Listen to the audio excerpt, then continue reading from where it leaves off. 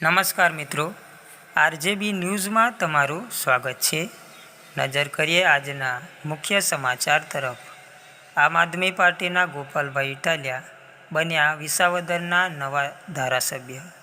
ગોપાલભાઈ ઇટાલિયા કુલ 75,906 મત અને 17,581ની લીડ સાથે વિજય થયા છે, ત્યારે ભાજપમાંથી લડી રહેલા કિરીટ પટેલને 58,325 મત મળ્યા હતા અને કોંગ્રેસ પાર્ટીમાંથી લડી રહેલા નીતિન રાણપરિયાને 5,491 મત મળ્યા હતા। પંચમહાલ જિલ્લાના નવા કલેક્ટરની નિયુક્તિ કરવામાં આવી છે। અજય દહિયાની નિયુક્તિ થઈ છે। તે અમરેલી જિલ્લામાં ફરજ બજાવતા હતા અને હવે પંચમહાલ જિલ્લાના નવા કલેક્ટરનો હોદ્દો સંભાળશે। કોંગ્રેસની હાર બાદ શક્તિસિંહ ગોહિલે રાજીનામું જાહેર કર્યું।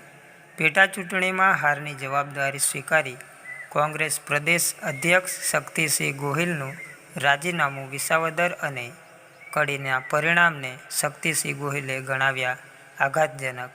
કહ્યું કે વિસાવદર અને કડીમાં અમારા કાર્યકર્તાઓએ ખૂબ જ મહેનત કરી, પણ અંતે તેમને તેવું પરિણામ ના મળ્યું અને હારનો સામનો કરવો પડ્યો। આવા જ સમાચાર પ્રાપ્ત કરવા માટે ચેનલને સબસ્ક્રાઈબ કરી દો। તમારી આજુબાજુની ઘટના પ્રસારિત કરવા માટે અમને વોટ્સએપમાં માહિતી મોકલી આપો। ધન્યવાદ।